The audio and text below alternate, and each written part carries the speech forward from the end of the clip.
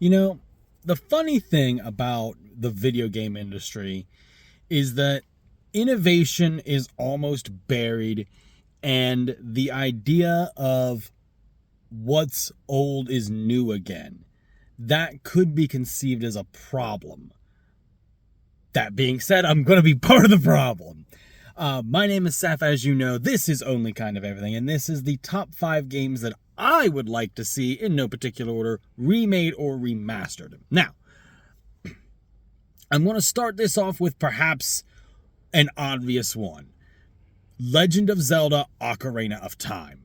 Now, anybody who's played that game knows that it is an amazing game. And honestly, saying it needs remade might be an overstatement, if for no other reason than Breath of the Wild and Tears of the Kingdom are kind of modernized versions of that game, if you will.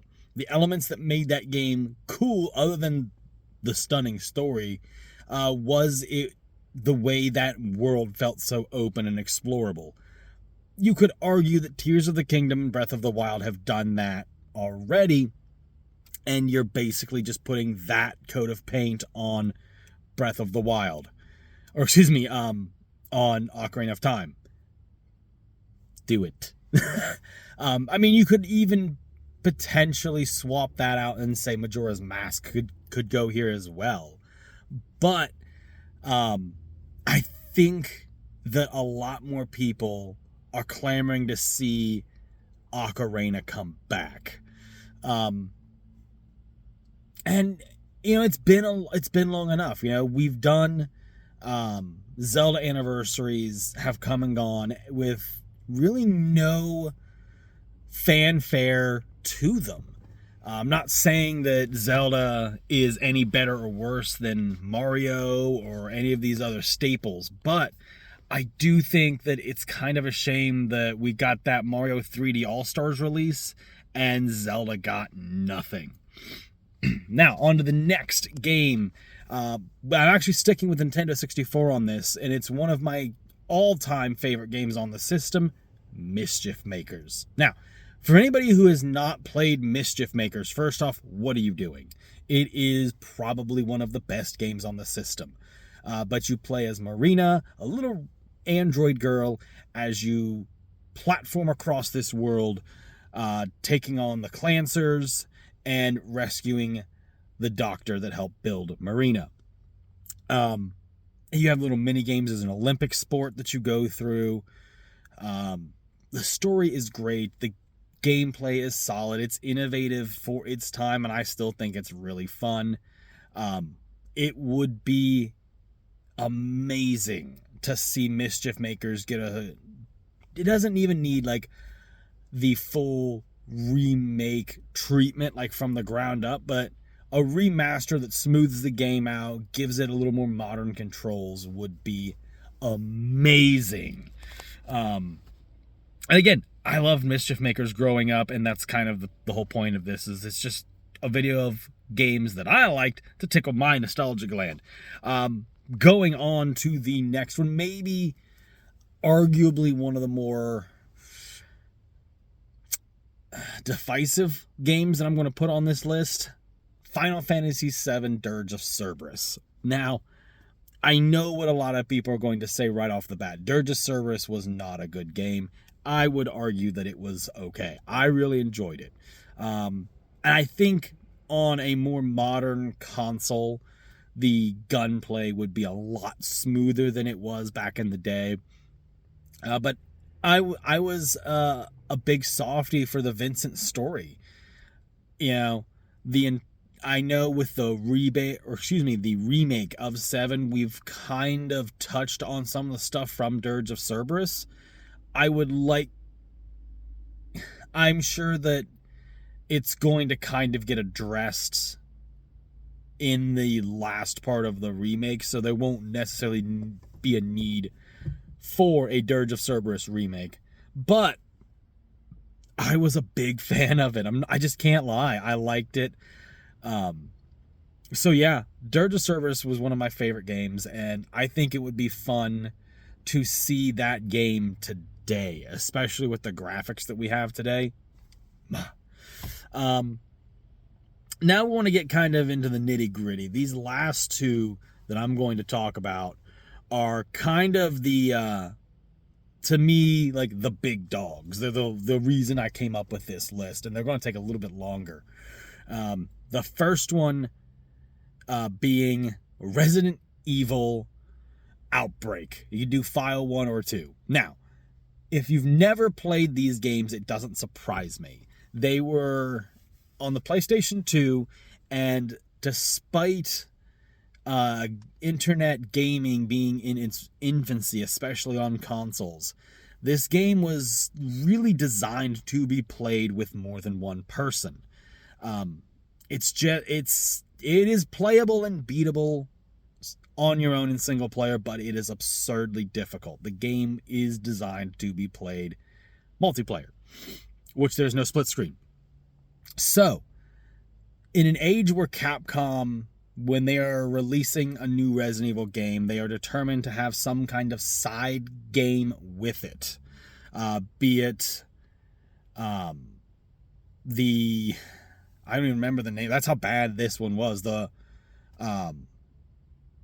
one where is the Dead by Daylight ripoff, basically. But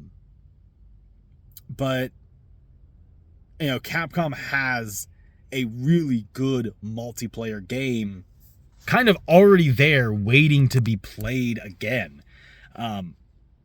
It's a story-driven piece, so they would probably need to expand on it some, but we're in this age where online multiplayer is so much bigger than it was on the PlayStation 2 that the idea of a Resident Evil multiplayer game that's a story, not just, pick your character and shoot some stuff, I think is some money left on the table. If they were to go back and give a full, top to bottom RE Engine remake of Outbreak File 1 and File 2, arguably, I think there's money to be made there. It's right up the line of what Capcom has been trying to do. And even if it's a release alongside a Code Veronica or Resident Evil 9, I think it would do fantastic in today's world. They just need to give it that attention. It's a fantastic game. If you haven't played it, find a way to at least experience the single player side of it. It is fun. Again, it's challenging. You're playing as characters who are really effectively unnamed. You're just citizens of Raccoon City trying to escape Raccoon City. It's great. But the last game that we're going to talk about on this list is probably one of my all-time favorite games, bar none. And that is Fatal Frame 2. Now, you might ask yourself, why are we talking about 2 and not 1? Well, don't get me wrong, I'd like to see 1 remastered as well, but 2 holds a very special place for I don't know what reason. I just really enjoy 2.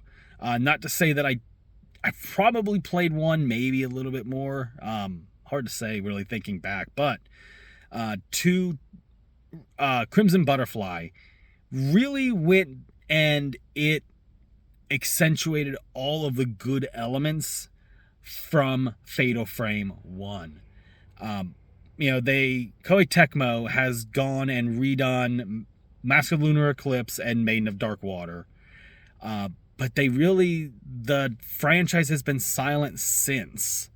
No announcement of, a return for 1, 2, or 3, or a new Fatal Frame. And I would argue that Fatal Frame is probably one of those games that, it deserves to be talked about in the light of one of, the best survival horror games out there. The premise sounds kind of weird when you're like, oh, you take this camera and that's your weapon. But it is done so well because a big part of it is the environmental horror. It's not just jump scares and whatnot. It's quite literally the environment that you're in and surrounded by, where you slowly open these doors, and sometimes there's nothing even in those doors.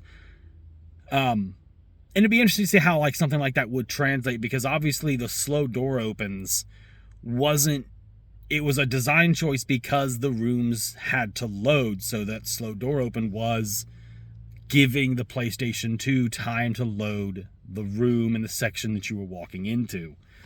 So it would be interesting to see how they could do it. A lot of people were concerned that Blooper Team was not going to be able to do Silent Hill 2 justice, and it came out phenomenal.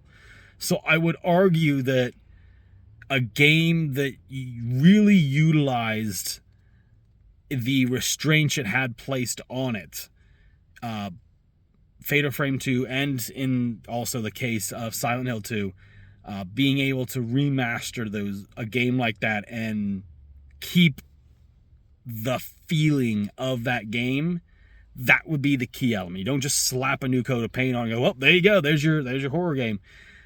Some of the things that made these games good was the fact that you were playing in the constraints of what the PS2 could do at the time. So I would argue that as long as, and this goes for any remake, as long as the game is done for the right reasons, obviously remakes are done because they're seen as an easy cash grab, but if the game is done right, Blooper Team proved that they could do a good remake of a great game and keep the game great. I'm not going to say that they didn't. But I'm not going to ramble and keep saying the same thing over and over. Guys, that was my top 5 games that I think should be remastered or remade. And ideally, I'd love to see them in 2025, but we will see. That's all the time I have for this video. Make sure to let me know what you would like to see remastered, or if you agree with any of the games that I've talked about. Like, comment, subscribe, and I'll see everybody in the next video. Bye!